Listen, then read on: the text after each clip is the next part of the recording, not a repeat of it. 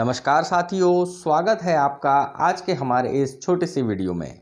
दोस्तों, जैसे कि आप सभी लोगों को पता है कि एमपीपीएससी ने अपना जो एमपी एडीपीओ का एग्ज़ाम कंडक्ट किया था 2021, इसका जो है रिजल्ट जारी कर दिया है। और अब कई सारे कैंडिडेट्स के, कई सारे मित्रों के कॉल आ रहे हैं कि सर इसमें जो है कट ऑफ कितना गया है। तो देखिएगा, एमपीपीएससी ने जो है कट ऑफ जो है अभी डिस्क्लोज़ नहीं किया है कि भाई कितना कट ऑफ गया है, क्योंकि एमपीपीएससी जो है इसको डिस्क्लोज करेगी आफ्टर द इंटरव्यू। जब वो फाइनल रिजल्ट डिक्लेयर करेगी तो फाइनल रिजल्ट में जो है डिस्क्लोज होगा कि कितने पर जो है कौन सा जो है कट ऑफ गया है। लेकिन फिर भी जो कॉल्स आ रहे हैं, जो लोग जो है बता रहे हैं कि हमारा सिलेक्शन सर हो गया है और हमने जो है इतने मार्क्स जो है कैलकुलेट किए थे। जैसे कि आज ही जो है एक मित्र का कॉल आया कि सर जो है मेरा जो है ओबीसी कैंडिडेट हूँ और मेरा सिलेक्शन हो गया है और मेरे 286 मार्क्स आए थे। तो ये तो तय है कि 286 तो है ही है, इसके नीचे भी। और उसके साथ साथ बताया कि सर 265 66 पर भी उनके कोई मित्र हैं, वो भी ओबीसी कैंडिडेट है, उनका भी सिलेक्शन हो गया। मतलब ओबीसी कैंडिडेट का जो है कट ऑफ 286 के आसपास जो है गया है, इससे भी नीचे जा सकता है। इसी के साथ साथ जो है जनरल कैटेगरी वालों के भी है ना, अनरिजर्व कैटेगरी वालों के भी, इनके भी जो है कॉल्स आए। तो इनका भी जो है कि सर 280 290 ऐसे कई लोगों के कॉल्स आए। और अगर एससी की बात करें तो 200 तक के लोगों के कॉल आए हैं कि सर हमारे 205 206 पर भी जो है सिलेक्शन जो है लोगों के सिलेक्शंस हुए हैं। तो इस प्रकार से जो है एक कह सकते हैं कि एक्सपेक्ट कर सकते हैं कि लगभग जो है अगर एससी की बात करें तो 205 210 के आसपास कट ऑफ गया हुआ है। ओबीसी की बात करें तो 260 से लेकर 265 270 तक इनका कट ऑफ जो है गया हुआ है। और जनरल कैंडिडेट जो है 280 290, जो हमने हमारे पूर्व वाले वीडियो में जो कट ऑफ आपके साथ शेयर किया था कि एक्सपेक्टेड इतना कट ऑफ रहेगा, लगभग वही गया है, उससे नीचे ही गया है। तो जो लोग सेलेक्ट हो गए हैं उन सभी लोगों को बधाई। और जो है भाई, आप लोग जो है इंटरव्यू की तैयारी करो। और इस बार जो है ना चूके चौहान वाली कहानी है, एक बार अवसर मिला है इंटरव्यू देने का, तो इसी बार जो है आप जो है इस एग्ज़ाम को क्वालिफाई करें और आप जो है सब एडीपीओ बन जाएं। तो अब प्रश्न उत्पन्न हो रहा है कि सर इंटरव्यू की तैयारी कैसे करें। तो देखो भाई, बात को समझिएगा। अगर आपने ये कंसेप्ट समझ लिया कि इंटरव्यू का पर्पस क्या है, एग्जामिनर जो है पीएससी जो है इंटरव्यू क्यों कंडक्ट करता है, तो आप समझ जाएंगे कि आपको क्या तैयार करना है, कैसे तैयार करना है।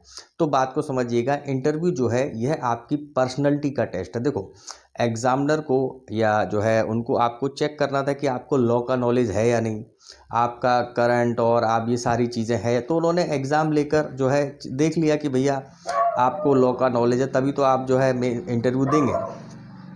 तो ये बात तय हो गई कि आपको जो है लॉ का नॉलेज है। अब आपके साथ आपकी जो है पर्सनैलिटी टेस्ट की जाएगी कि भाई आप जो है इस पद के योग्य, या आप इस पद पर जो है जो कार्यभार है उसको कर पाएंगे नहीं कर पाएंगे, आपका कितना क्या आपका नेचर है, इन सब चीज़ों को जानने के लिए इंटरव्यू कंडक्ट किए जाते हैं। मतलब कि इंटरव्यू जो है आपकी पर्सनैलिटी का टेस्ट है, तो आपकी पर्सनैलिटी टेस्ट की जाएगी। अब इसमें पढ़ना क्या है, देखो बात समझना। कई लोग ऐसा बोलते हैं कि इंटरव्यू जो है पर्सनैलिटी का टेस्ट नहीं है, नॉलेज पर्सनैलिटी का टेस्ट है, नॉलेज का टेस्ट नहीं। देखो, पर्सनैलिटी में नॉलेज ऑटोमेटिकली शामिल होती है ना, आपकी पर्सनैलिटी जो है उसमें नॉलेज शामिल है। तो आपको जो नॉलेज है वो तो आपको पढ़ना ही पढ़ना है, मतलब कि आपको ये सारी चीज़ें देखनी है। इसके साथ साथ अपनी पर्सनैलिटी पर भी थोड़ा सा वर्क करना है। तो सबसे पहले तो आप क्या करें कि डेली न्यूज़पेपर जो है अच्छे से पढ़ें। आज ही से जो है डेली न्यूज़पेपर आप जो है कम से कम जो है 2 न्यूज़पेपर पढ़ें। अब न्यूज़पेपर में भी ऐसा नहीं कि अपन जो है जो है वो वाली खबरें पढ़ने लगे, लोकल वाली, कि आज फलाना व्यक्ति को जो है इसने ये कर दिया, छोटे मोटे अपराध हो गए, मार धाड़ वाले, या जो है राजनीतिक खबरें पढ़ रहे हैं, ये नहीं पढ़ना है। अपने को जो है मोस्ट ऑफ क्या पढ़ना है, पेपर में जो एडिटोरियल वाला पार्ट आता है, संपादकीय आती है, उसमें क्या होता है किसी भी विषय पर एक लेख के द्वारा उसमें कह सकते हैं जो राइटर है उसके व्यूज़ वगैरह रहते हैं, उसका थॉट उसमें रहता है। तो जब आप ये पढ़ेंगे तो आपका भी थॉट क्रिएट होंगे उसमें, और आप जो है रेगुलरली जो है आर्टिकल्स को पढ़िए। इसी के साथ साथ जो है इंटरनेशनल की जो न्यूज़ वाला पेज है उसको भी जो है अच्छे से पढ़िए। आप कोई सा भी न्यूज़पेपर पढ़ रहे हो उसमें आप इन दो जो हैं इनको आप ज़रूर पढ़िएगा। एक तो एडिटोरियल वाला पार्ट संपादकीय, दूसरा अंतर्राष्ट्रीय और राष्ट्रीय खबरों वाला। इसको आप रेगुलरली जो है अभी से पढ़ना स्टार्ट कर दें। और इसी के साथ साथ जो है इस साल की मतलब 2022 निकला है, इस 2022 की जो मेन इवेंट्स हैं या ऑनरेबल सुप्रीम कोर्ट के कुछ ऐसे जजमेंट्स हैं जो कि लीडिंग जजमेंट्स हैं और उन्होंने कुछ जो है मार्गदर्शक सिद्धांत क्रिएट किए हुए हैं, वे सब आप देखिएगा। वैसे हम हमारे आने वाले वीडियोस में आपके साथ वो सब शेयर भी करेंगे कि भाई इस बार जो है 2021 में ये एक जजमेंट हुआ, ये एक हुआ, और इससे जो है आपको बहुत हेल्प भी मिलेगी।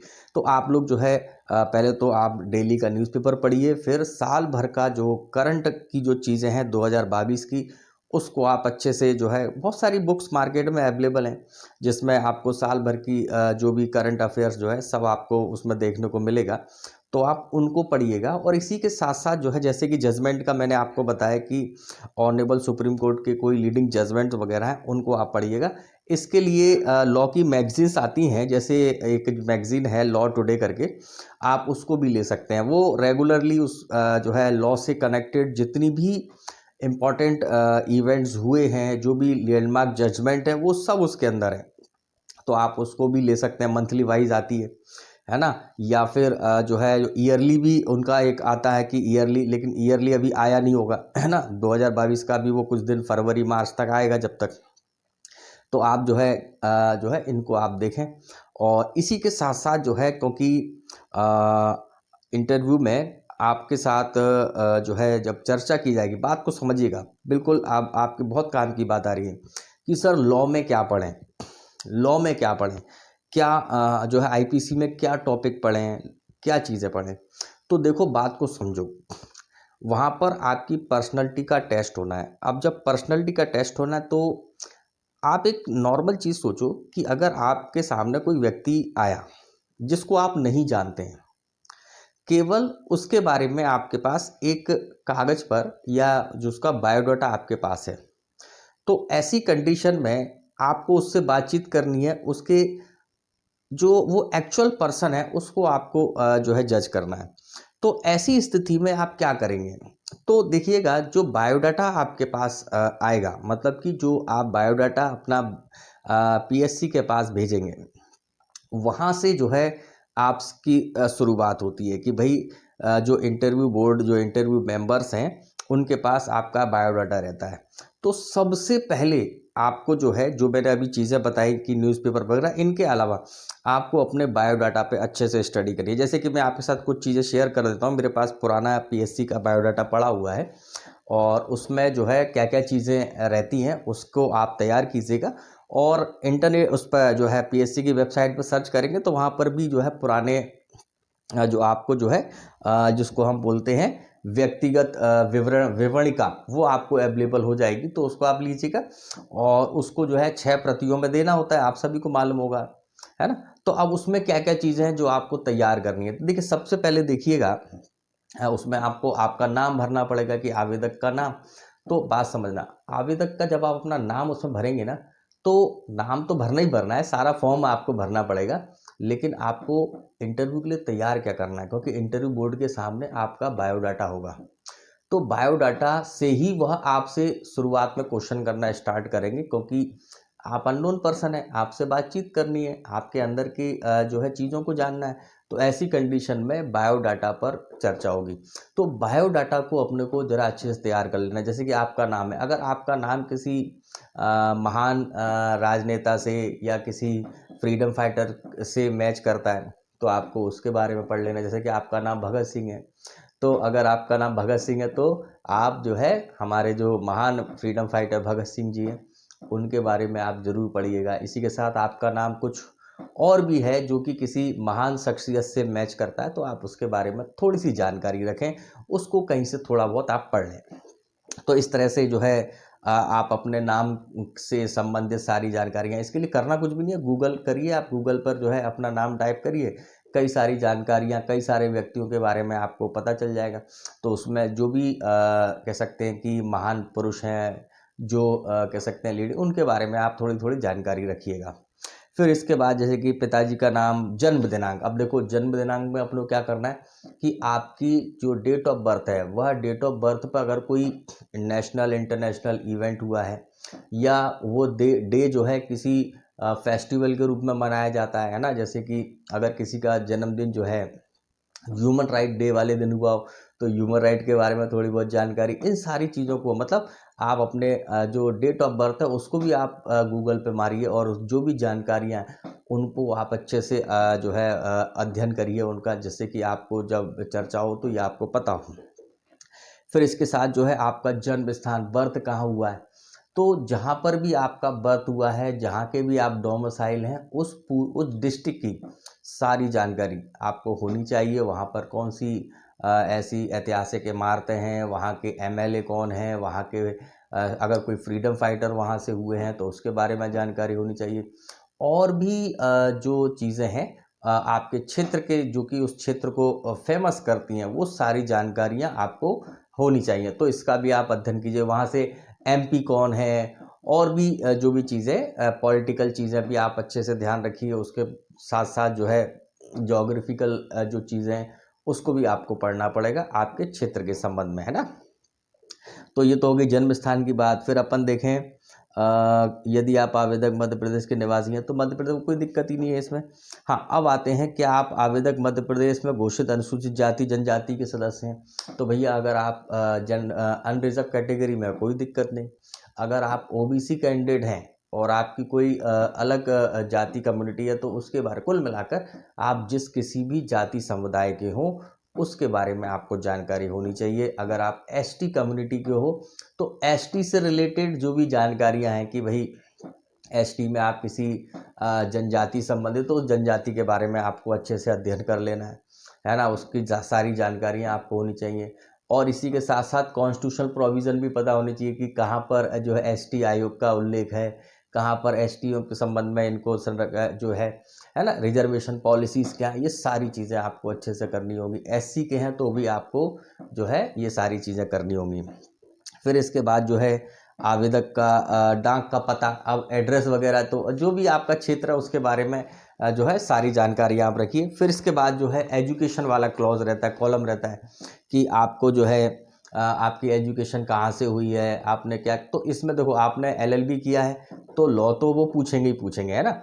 लेकिन उसके पहले अगर आपने जो है अगर बीकॉम किया है तो थोड़ा बहुत जो है वहाँ से चीज़ें पूछ लेंगे। तो वहाँ से तो बचने का आसान तरीका है कि सर बहुत समय हो गया, उस समय पढ़ा था, अभी रिकॉल नहीं हो रहा, तो अपन निकल जाएंगे। लेकिन थोड़ी बहुत बेसिक जानकारियाँ आप जरूर रखिएगा। हाँ, और इसी के साथ साथ आपके बीकॉम में या आपने बीए किया था उसमें आपके कितने मार्क्स आए थे, और उसके कुछ सब्जेक्ट अगर आपको पता हो तो ये थोड़ा बहुत उसके बारे में भी जानकारी रखिएगा। तो एजुकेशन में ये सारी चीज़ें अपन देखेंगे। और इसी के साथ साथ जो है अगर आपने एनसीसी की हुई है, आपके पास एनसीसी का सी सर्टिफिकेट है, तो आपको थोड़ी बहुत जानकारी एनसीसी की भी होगी और वो आपसे पूछेंगे। और इसी के साथ साथ एक हॉबी वाला ऑप्शन भी रहता है कि भैया आपकी कोई हॉबी वगैरह है तो उसके बारे में भी बताइए। तो देखो जो भी आपकी, देखो हॉबी भरना अच्छा भी होता है और बुरा भी होता है। वैसे तो अच्छा ही होता है, बुरा नहीं होता है। अच्छा इसलिए होता है क्योंकि अगर आपने अपनी कोई हॉबी लिखी है तो विश्वास मानना इंटरव्यू वहीं से शुरू होगा। अगर आपने लिख दिया कि मुझे गाना जो है सिंगिंग करना आता है, या मैं सिंगिंग मेरी हॉबी है, तो आपसे सिंगिंग पर चर्चा कर सकते हैं। भैया किस तरह के गाने सुनते हो, किस तरह के गाने गाते हो, है ना, ये सारी चीज़ें। तो एक अच्छा फैमिलियर माहौल बनाने। अच्छा एक चीज़ और, कई सारे ऐसे, अब बोलना नहीं चाहिए पर फिर भी बोलूँगा कि इंस्टीट्यूट वाले डराते भी हैं कि इसमें ऐसा होता है, ऐसा कुछ भी नहीं। बहुत फैमिलियर माहौल में इंटरव्यू होते हैं, और एग्जामिनर जो है ना वो आपके कह सकते हैं कि एज में इतने बड़े हैं और उनके सामने आप बच्चे हो, तो वो आपको बच्चे की तरह ही ट्रीट करते हैं। उनको मालूम है कि इस बच्चे जब ये इंटरव्यू हॉल में आया तो इसके ऊपर एक दबाव है, और ये जो है उस प्रेशर में है। तो ऐसी कंडीशन में वो सबसे पहले आपको वहाँ पर एक फैमिलियर माहौल देते हैं। तो शुरुआत में वो आपसे आपके बायोडाटा पर ही चर्चा करेंगे, है ना। और अगर आपने जो है जो मैंने आपको चीज़ें बताई, अच्छा इसमें ध्यान रखना, अगर आपने कोई स्पेशल डिग्री वगैरह जैसे कि LLM कर रखा है तो वहाँ से पूछेंगे ही पूछेंगे। अगर आप प्रैक्टिशनर आपने शो कर रखा है कि मैं प्रैक्टिशनर हूँ, तो आपसे थोड़ी बहुत प्रैक्टिस की चीज़ें भी पूछेंगे। इसी के साथ साथ आप जो है कोई जॉब वगैरह कर चुके हैं, है ना, गवर्नमेंट जॉब या जो भी जॉब आपने किया उसके बारे में पूछेंगे। तो इस प्रकार से आपको अपना बायोडाटा अच्छे से तैयार कर लेना है, यहाँ से क्वेश्चंस निकल के आएंगे। तो आज जो है एक छोटा सा वीडियो था, इसमें ये सारी चीज़ें आपके साथ शेयर की। इसके बाद जो अगला वीडियो होगा उसमें लॉ के संबंध में आपसे चर्चा करेंगे कि भाई लॉ में क्या क्या पूछ सकते हैं, जैसे IPC में क्या पूछ सकते हैं, कैसे तैयार करना है, CRPC में क्या पूछ सकते हैं, कैसे तैयार करना है। इन सब चीज़ों पे जो है हम हमारे अगले वीडियोस में आपके साथ चर्चा करेंगे। तो अभी आपको जितना बताया तैयार करना शुरू कर दो, और अगर आपके कोई डाउट है तो आप मेरे को जो है कमेंट बॉक्स में कमेंट कर दो, और मैं यथासंभव जितना मेरे को टाइम मिलेगा मैं उसका रिप्लाई ज़रूर करूँगा। और जो है आपकी कोई भी क्वेरीज है आप कमेंट बॉक्स में कर सकते हैं। तो मित्रों, इसी के साथ आज का ये छोटा सा वीडियो यहीं पर समाप्त करते हैं। और अगर आप हमारे इस चैनल पर नए हैं तो आप सब्सक्राइब जरूर कर लीजिएगा। और अगर आपको ये वीडियो अच्छा लगे तो लाइक करना मत भूलना, और अपने दोस्तों के साथ शेयर भी करना, जिससे कि अगर वो लोग भी इंटरव्यू की तैयारी कर रहे हैं। देखो यहाँ पर जो है कह सकते हैं कि कई लोगों का नेचर होता है कि यार अपन दूसरे को क्यों बताएं, कॉम्पिटिटिव भावना है, ये युद्ध है, हम अपने चीज़ें दूसरों को नहीं। ऐसा नहीं, आप अगर तैयारी कर रहे हैं, आपको इस वीडियो से फ़ायदा मिल रहा है तो दूसरे को भी बताइए, उसको भी करने दीजिए। क्योंकि वीडियो ये तो केवल आपको गाइडलाइन है, केवल आपको गाइडेंस है। बाकी तो आपकी मेहनत जो है रंग लाएगी। आप जितना मेहनत करोगे, जितनी आप करोगे उतना आपको मिलेगा। तो अगर आप हमारे इस चैनल पर नए हैं तो सब्सक्राइब जरूर कर लेना भाई, है ना। और मिलते हैं आपसे हमारे नेक्स्ट वीडियो में। ओके, नमस्कार, जय हिंद, जय भारत।